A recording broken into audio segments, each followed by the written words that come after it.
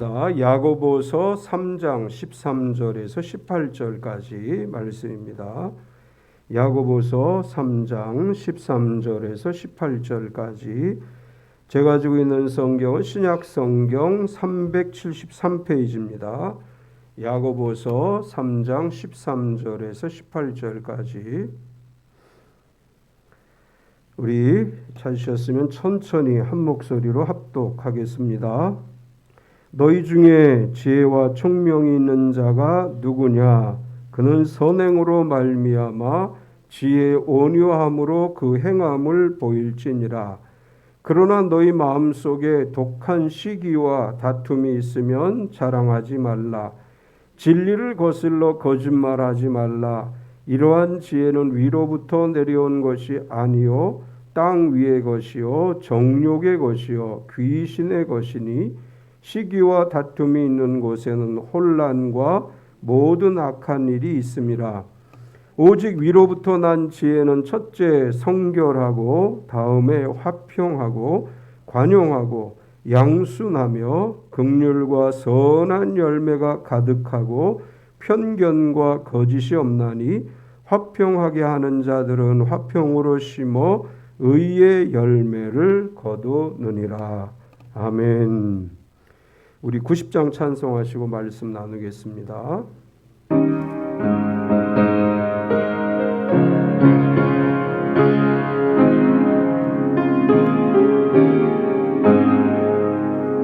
주 예수 내가 알기 전 날 먼저 사랑했네.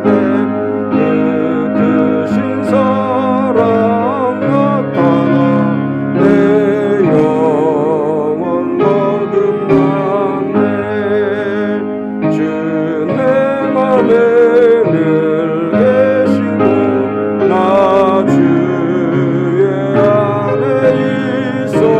저 보는 이유 같으니 참 좋은 나의 친구, 내 친구 되신 예수님. 그러므로 당신을 환영합니다. 우리 앞뒤 옆 사람을 박수로 환영하겠습니다. 우리 줌으로 들어오신 정희슬 집사님 부모님 모두 환영합니다. 예, 감사합니다. 또 우리 박혜고 장로님 가족 환영합니다. 예, 나머지는 줌으로 들어올지 몰라서 안 들어왔고요. 유튜브에 참여하신 모든 분들도 환영합니다. 우리 서로 축복하겠습니다. 몸은 건강하게, 마음은 평안하게, 삶은 행복하게. 성탄절이 추석이죠. 추석 이번 연휴 기간 동안 어느 곳에 있든지 건강하고 평안하고 행복한 우리 참빛교회 모든 가족 되시기를 축원합니다. 아멘. 이번 주에는 우리 다 뉴스를 보셔서 아시지만 우리 한국교회의 큰 어른이신 조영기 목사님께서 소천하셔서 하나님의 부름을 받으셨습니다. 그분이 남겨놓으신 많은 업적들이 있고 특히 오순절 지도자로서 우리 한국 사회에 많은 영향을 끼치셨는데 하나님의 부름을 받으셨고 주님의 품에 안기셨습니다. 또 우리 교단 안에서는 우리가 지난번에 필리핀 노재웅 선교사님 코로나 확진이 돼서 치료받으실 때 우리 치료비도 보내드리고 했는데 그 사모님이 완전한 치료를 못 받으신 것 같대요. 그래서 엊그제 돌아가 소천하셨습니다. 어제 아마 코로나로 인해서 그럴 것 같아요. 장례가 이틀 만에 어제 치루어졌는데 인천에 집이 인천이라 인천에서 장례를 치렀습니다. 마음이 참 안타깝고 오늘 아침에 노재홍 선교사님이 사모님 장례를 치르고 난 소감을 카톡으로 보내왔는데 좀 마음이 좀 아팠어요. 그 사랑하는 사모님을 홀로 보내고 이렇게 한 아내를 떠나보낸다는 것을 실감하지 못했는데 남아있는 신발이나 옷가지를 보면서 생각하게 된다. 뭐 그런 글을 보내왔습니다. 우리 그런 떠나보냄의 아픔도 있지만 우리가 추석 연휴를 시작하게 됐지요. 이제 추석 연휴라고 해도 코로나19로 인해서 가족 간에도 8명 이상은 모일 수 없지요. 접종하신 1차, 2차 접종까지 끝낸 분 4사람을 포함해서 8명까지 모일 수 있다. 이게 정부의 방침입니다. 8명도 가정에서만 가능하다. 이렇게 정부가 발표를 했습니다. 식당이나 카페에서도 8명 모일 수 없고 성묘도 안 된다. 근데 이렇게 인터넷 검색을 해보니까 성묘나 뭐 낙골당 방문이 종량제가 있대요. 하루에 몇 명까지 할 수 있다. 그래서 그 몇 명 사전 신청하는 사람들은 가능하다. 또 그렇게도 올라오긴 했는데 어쨌거나 성묘도 어려운 상황이고 또 8명 안에는 영유아도 포함이 됩니다. 젖먹이 아이도 그 인원수에 포함이 돼서 추석이라고 하긴 해도 코로나로 인해서 가족과 친척이 함께 모이기 힘든 상황입니다. 서로 우리가 만나지 못한다 할지라도 안부 전화로 대신하고 또 이 추석 연휴가 코로나 확산의 기회가 되지 않도록 우리가 서로 마음을 모으고 또 함께 해야 될 줄 믿습니다.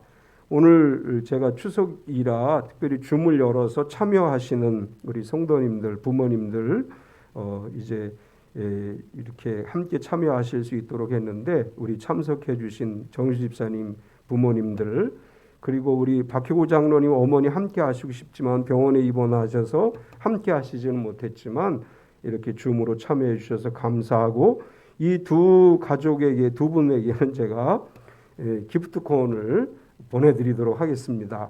또 줌으로 들어오지 못했지만 부모님하고 같이 예배드리고 있으신 분들 늘상 같이 있다가 같이 드리는 건 말고 전에도 보니까 늘상 같이 있었는데 같이 찍어서 올렸더라고요. 그래서 내가 보내주긴 했는데 늘상 같이 있는 부모님 아니고 이렇게 따로 있다가 오늘 같이 예배드리는 부모님 사진 올려주시면 밴드에다 올려주시면 그분들에게는 한 잔의 기프트콘을 드리고 줌으로 오신 분들에게는 2잔의 기프트콘을 보내드리도록 하겠습니다. 정부에서 계속해서 위드 코로나의 가능성에 대해서 이야기하고 있죠. 10월 말부터는 위드 코로나로 전환될 수 있도록 우리 예방접종에 잘 참여해 주시고 또 모두 다 예방접종해서 안전하게 우리가 예배할 수 있는 그런 상황을 준비해야 될 줄 믿습니다. 오늘 주보에 실린 글을 보면 이런 글을 실었습니다. 스트레스를 이기는 법. 모든 지각에 뛰어난 하나님의 평강이 그리스도 예수 안에서 너희 마음과 생각을 지키시리라. 미국의 3대 방송사인 NBC의 건강 방송에서 소개된 스트레스를 이기는 10가지 방법입니다. 첫 번째, 가장 먼저 주변의 가족과 친구와 대화하라. 두 번째, 스트레스와 상관없이 평소 하던 일을 계속 수행하라. 세 번째, 좋아하는 운동을 꾸준히 하고 복식 호흡과 더불어 스트레칭을 하라. 네 번째, 카페인과 알코올 과다 섭취를 피하라. 다섯 번째, 잠이 오지 않아도 누워있고 충분한 낮잠으로 휴식을 취하라. 여섯 번째, 식사는 제때에 제대로 된 음식을 하라. 일곱 번째, 기분에 이끌려 숨지 말고 밖으로 나와 사람들을 만나고 문화 활동을 하라. 여덟 번째, 자원봉사 활동을 하라. 아홉 번째, TV를 멀리하고 무료할 때는 책이나 신문 아니면 웹서핑을 하라. 열 번째, 솔직하게 현재의 기분을 말하고 상태를 인정하라. 살면서 좋은 일만 있을 수는 없듯이 스트레스도 막을 수는 없지만 잘 관리할 수는 있습니다. 삶의 어려움들이 하나씩 해결될 때 정결한 마음으로 주님을 예배할 수 있고 또한 사랑과 배려의 마음을 품게 됩니다. 일상의 스트레스를 효과적으로 관리해 삶과 신앙에 부정적인 영향을 끼치는 것을 막으십시오. 주님, 사명을 잘 감당할 수 있는 정신적 건강도 허락하소서. 스트레스가 없는 삶은 현대사회에서 불가능하죠. 다 스트레스를 받아요. 어린아이들도 스트레스를 받고 이런 스트레스를 이기는 방법이 여기 10가지 소개되어져 있는데 생활 속에 한번 적용을 해서 스트레스를 이기고 건강한 신앙생활을 하면서 하나님께 영광을 돌리는 삶이 되시기 바랍니다. 오늘 야고보를 통해서 하나님이 우리에게 주시는 말씀은 지혜에 대한 말씀입니다. 야고보는 지혜를 이야기하면서 지혜는 두 가지 종류의 지혜가 있다. 위에서부터 하늘에서부터 하나님으로부터 오는 지혜가 있는가 하면 땅의 것이 있다. 이 땅의 것이라고 하는 것은 세상적인 지혜라 이렇게 이야기할 수 있는데 우리가 살아가면서 어떻게 살아가는 것이 복되게 살아가는 것이냐? 그것은 하나님이 주시는 지혜와 지식을 가지고 살아갈 때 복된 삶을 살아갈 수 있습니다. 야고보서 1장 5절을 보면 이렇게 말씀을 해요. 너희 중에 누구든지 지혜가 부족하거든 모든 사람에게 후히 주시고 꾸짖지 아니하시는 하나님께 구하라. 그리하면 주시리라. 지혜가 부족하면 모든 사람에게 후히 주시고 꾸짖지 아니하시는 하나님께 구하라고 말씀합니다. 살아가면서 이거 어떻게 해야 되지요? 하나님 모르겠습니다. 그럴 때 기도하는 거예요. 하나님 지혜를 주셔서 이 상황을 잘 극복할 수 있게 해 주옵소서. 그럴 때 하나님께서 하나님의 지혜를 우리에게 주실 줄 믿습니다.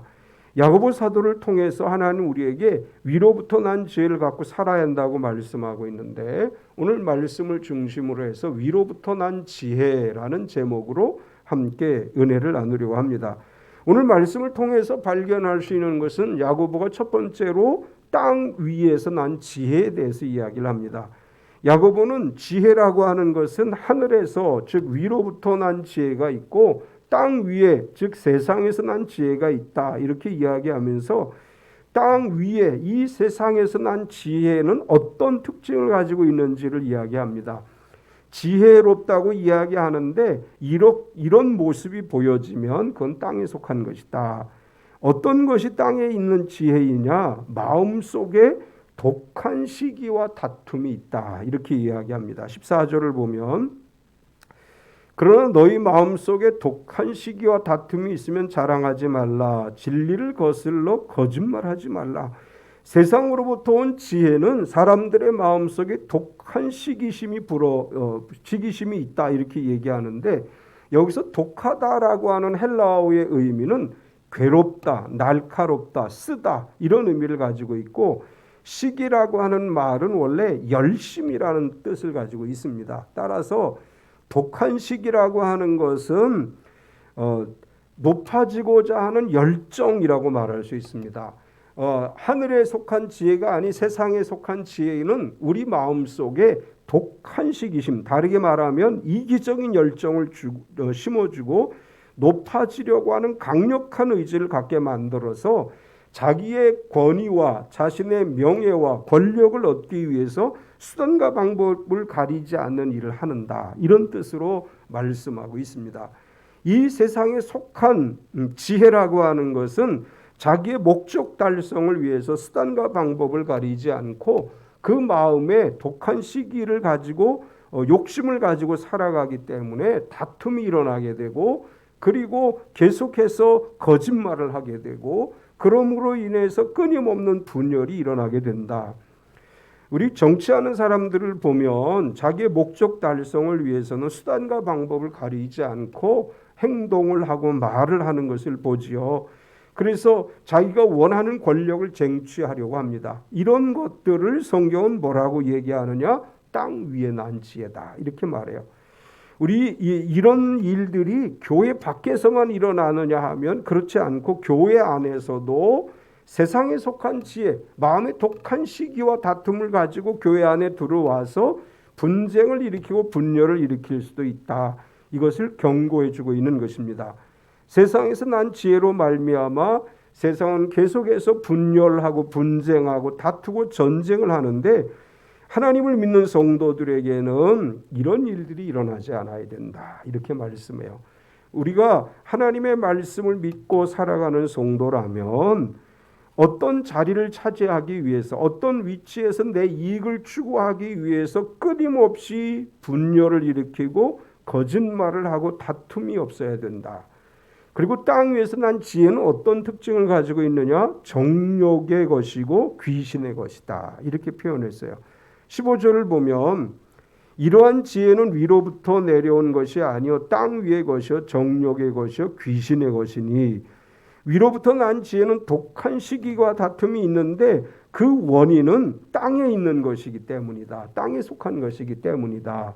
결국 이 땅에서 어떻게 하면 출세하고 이 땅에서 어떻게 하면 잘 살고 이 땅에서 어떻게 하면 권력을 누릴 수 있는지 그런 것들을 생각하는 지혜는 땅에 속한 것이고 그런 것들은 세상에 속한 것이고 하나님께 속한 것이 아니다. 그렇기 때문에 이런 것들은 정욕적이고 귀신적이다. 여기서 정욕적이다라고 하는 말은 육신적이다라고 하는 말로 영적인 것과 반대 개념입니다. 고린도전서 2장 14절에 보면 육에 속한 사람은 하나님의 성령의 일들을 받지 아니하나니 이는 그것들이 그에게는 어리석게 보이며 또 그는 그것들을 알 수도 없나니 이러한 일은 영적으로 분별되기 때문이라. 야고보 사도도 세상의 지혜는 정욕적이고 귀신적이다 이렇게 말했고 바울 사도도 육에 속한 사람은 하나님의 성령의 일들을 받지 않았기 때문에 그들은 자신의 욕심에 따라 살아가는 것이다 이런 표현을 했습니다. 이 세상에 속한 지혜를 가지고 살아가는 사람들은 귀신의 지배를 받기 때문에 그 생각과 마음이 늘 악한 생각과 어떻게 해서든지 자기 이익을 추구하려는 마음으로 살아가게 되는 것이다. 따라서 이런 지혜는 어떤 결과를 가져오느냐? 혼란과 모든 악한 일을 나타나게 된다. 이렇게 표현하고 있습니다. 16절을 보면 시기와 다툼이 있는 곳에는 혼란과 모든 악한 일이 있습니다. 이 혼란이라고 하는 말은 무질서하다, 무정부 상태를 이야기하는 것으로서 정치적인 소동을 연상케 하는 단어입니다. 악하다고 하는 것은 하나님과 반대되는 것이고 시기와 다툼은 이기적인 욕망과 열정으로 인해서 결국은 끊임없이 분쟁을 일으키고 끊임없이 싸움과 다툼을 일으키게 되고 끊임없이 자기 욕심을 추구하는 모습으로 나타나게 된다. 이런 것들은 세상적인 것이다. 이렇게 말씀을 해요. 우리가 신앙생활하면서 우리 자신을 늘 돌아보면서 내 마음에 높아지려고 하는 생각은 없는지, 내 마음에 권력을 추구하고 명예를 추구하고 내 이익을 추구하는 마음이 있는 것은 아닌지 우리 자신을 돌아봐야 되고 그리고 끊임없이 싸우고 다툼이 내 안에 있는지 없는지 우리가 예수님을 믿는 성도라면 양보하고 또 타협할 줄 알고 서로 이해할 줄 아는 마음을 가져야 되는데 내 마음에 그런 마음이 없다면 이것은 세상에 속한 것이다. 이렇게 말씀을 해요. 이제 두 번째는 세상에 속한 것과 다르게 위로부터 난 지혜에 대해서 제가 결과라고 표현을 했는데 세상에 속한 지혜는 결국 자기 자신의 욕심을 위해서 사람들을 다투고 싸우고 혼란을 일으킨다면 위에서부터 난 지혜, 하나님이 주신 지혜는 어떤 결과를 우리에게 나타나느냐? 선행으로 나타나게 된다. 이렇게 말씀을 해요. 13절을 보면 너희 중에 지혜와 총명이 있는 자가 누구냐? 그는 선행으로 말미암아 지혜의 온유함으로 그 행함을 보일지니라. 위로부터 지혜가 온 것인지 아닌지를 구별하는 첫 번째 방법이 뭐냐? 선행이 있느냐 없느냐 이걸 보라는 거예요. 우리가 하나님이 주신 지혜를 가지고 산다면 선행으로 그 지혜의 온유함으로 행하게 된다. 이 13절을 현대어 성경으로 보면 이렇게 번역을 해놨어요. 만일 여러분이 꾸준히 선행을 베풀면서도 자신의 그 선행을 자랑하지 않는다면 여러분은 참으로 지혜 있는 사람입니다. 지금 줌으로 들어오신 분이 이명 집사님 같은데요. 그렇죠? 예. 제가 멀리 있어서 잘 안 보여요. 이명 집사님, 나는 오늘 예배 참석하는 줄 알았더니 줌으로 들어오셨군요. 환영합니다. 우리 이명 집사님, 또 우리 박조자 집사님 환영합니다. 예. 우리 위로부터 난 지혜는 꾸준히 선행을 베풀면서 자랑하지 않는다는 거예요. 우리 왜 언론에 보면 아무개 회사에서 누가 뭘 했는데 악수하고 기념 증정하고 이런 거 사진에 나오잖아요. 근데 오늘 정말로 하늘로부터 온 지혜를 가진 사람은 어떠냐? 꾸준히 선행을 행하는데 자랑하지 않는다는 거예요. 아무도 모르게 한다는 거예요. 이것을 예수님은 어떻게 표현했느냐? 마태복음 6장 3절에 보면 너는 구제할 때에 오른손이 하는 것을 왼손이 모르게 하여 이렇게 말씀했어요. 바리새인들은 늘 자랑해요. 여러분, 나는 이번에 고아원에 가서 얼마를 기증했고 동네 어귀에 서서 막 큰 소리로 자기가 한 일을 자랑합니다. 예수님은 이렇게 얘기하셔요. 내가 선행을 베풀거든 오른손이 한 것을 왼손이 모르게 하라. 교회에서 어떤 일들을 했을 때 그것을 밖으로 드러내기보다는 조용히 선행을 베풀라. 또 예수 믿는 사람들이 선을 베풀 때는 아무도 모르게 조용한 가운데 선을 베푸는 것이 진정한 지혜로부터 오는 것이다. 또 우리가 선행을 할 때 지혜 온유함으로 하라 이렇게 말하는데, 온유함은 포용성을 얘기하는 것입니다. 바울 사도는 갈라디아서 5장 22, 23절에 이렇게 말했어요. 성령의 열매는 사랑과 희락과 화평과 오래 참음과 자비와 양선과 충성과 온유와 절제.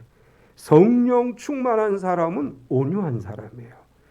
우리가 자꾸 우리 한국의 은사주의자들이 이걸 잘못 생각하는 것을 많이 보는데, 성령 충만한 사람들은 이렇게 다른 사람들의 잘못을 지적하고 마치 선지자적인 역할을 할 수 있다 이렇게 착각을 해요.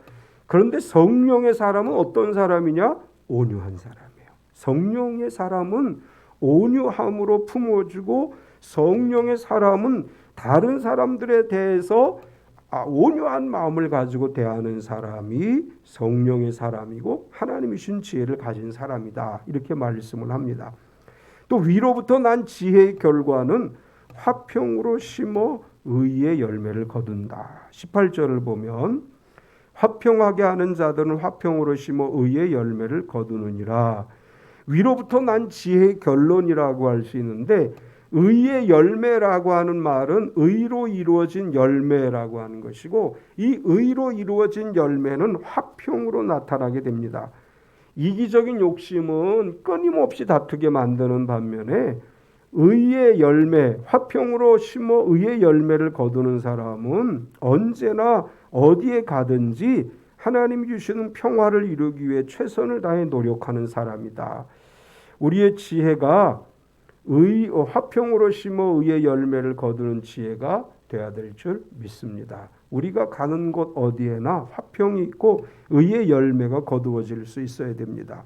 세 번째로는 위로부터 난 지혜의 특징에 대해서 이야기를 합니다. 위로부터 난 지혜는 어떤 특징을 가지고 있느냐?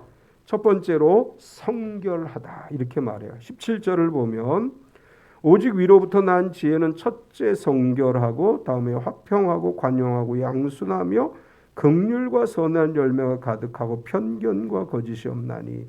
성결이라고 하는 말은 순결이라고도 우리가 번역을 하는데 하나님의 성품을 이야기합니다. 하나님은 악이 없으신 분이고 순결하시고 성결하신 분이고, 하나님의 지혜를 가진 사람들은 성결합니다. 이것은 거짓과 권모술 수가 없다 이런 말이죠. 우리가 하나님이 주신 지혜를 가지고 있다면 거짓과 권모술 수가 없이 항상 순결하고 성결한 그리스도인으로 살아가야 됨을 이야기합니다. 또 위로 난 지혜는 화평을 이룬다. 17절 계속해서 보면 화평하다. 이 화평이라고 하는 말은 평화를 사랑하고 평화를 가져온다라고 하는 뜻이고, 독한 시기와 대조를 이루는 것으로서 하나님이 주신 지혜를 가진 사람은 화평을 이루는 사람입니다. 예수님은 이 땅에 오셔서 하나님과 인간과의 사이에 화목을 이루셨죠. 하나님과 인간 사이에 죄라고 하는 담이 있었는데 예수님께서 십자가에 피 흘려 돌아가심으로 하나님과 우리 사이를 가로막고 있던 담을 헐어버리셨고, 하나님과 인간이 화목하게 하셨고 화평하게 하셨습니다. 뿐만 아니라 예수 그리스도 안에서 사람과 사람 사이에 화목을 이루셨습니다. 따라서 하나님이 주신 지혜를 가진 성령의 사람은 평화의 도구가 되어야 됩니다. 내가 예수님을 믿는다고 하면 예수님을 믿는다고 하면서 끊임없이 내 욕심을 포기하지 않고 내 이익을 포기하지 않고 끊임없이 다투고 싸운다면 우리 자신을 돌아봐야 돼요. 우리는 늘 이렇게 고백할 수 있어야 됩니다. 주여 나를 평화의 도구로 써 주소서. 우리는 어느 곳에서나 평화의 도구가 돼야 돼요. 또 위로부터 난 지혜는 관용을 베풀게 된다. 관용이라고 하는 말은 하나님의 왕으로서의 성품을 얘기해요. 왕이신 하나님께서 그의 백성들이 어떠한 잘못을 했든지 단호하게 징벌하는 것이 아니고 용서하시는 그 사랑을 이야기하는 것입니다. 빌립보 4장 5절에 보면 너희 관용을 모든 사람에게 알게 하라. 주께서 가까우시니라. 관용이라고 하는 말은 현대어 성경에서는 예의가 바르다, 공동번역에서는 점잖다 이렇게 번역을 했습니다.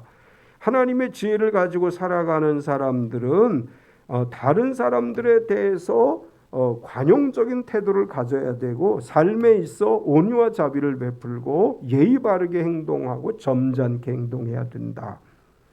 예수 믿는다고 하면서도 화를 버럭버럭 내는 거, 예수 믿는 사람들이 얄밉게 행동하는 거, 이거는 관용의 반대 개념이에요. 우리 예수 믿는 사람들 좀 얄밉지 않아요? 예수 믿는 사람들 좀 얄미운 사람들이 있어요. 열심히 교회 다닌다고 하는데 보면 행동이 아주 얄미운 사람들이 있어요.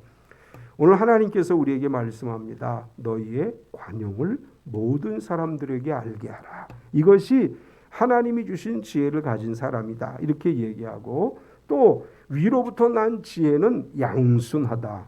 양순이라고 하는 말은 헬라어에서 유페이데스라고 하는 단어를 썼는데 유라고 하는 헬라어는 잘, 좋게라고 하는 뜻이고 페이도마이라고 하는 단어는 순종하다 그런 뜻이에요. 그래서 원래 유페이데스라고 하는 양순이라는 이 단어의 의미는 잘 순종하다 그런 뜻이고 유순하다 이런 뜻입니다. 이것은 교만하여 진리를 대적하는 것과 대조되는 것으로서 하나님의 지혜를 가진 사람은 말씀에 순종하는 사람이에요. 우리 말씀에 잘 순종하는 것이 그것이 유순이라고 하는 단어에 포함되어지는 것이고 또한 다른 사람들에 대해서 끊임없이 사랑을 베푸는 것을 이야기하는 것입니다. 또 위로부터 난 지혜는 긍휼과 선한 열매가 가득하다.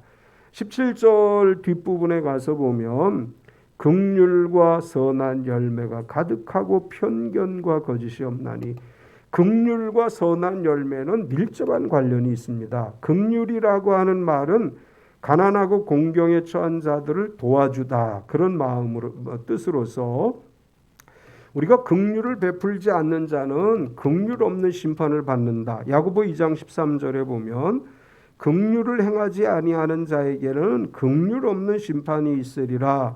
긍휼은 심판을 이기고 자랑하느니라.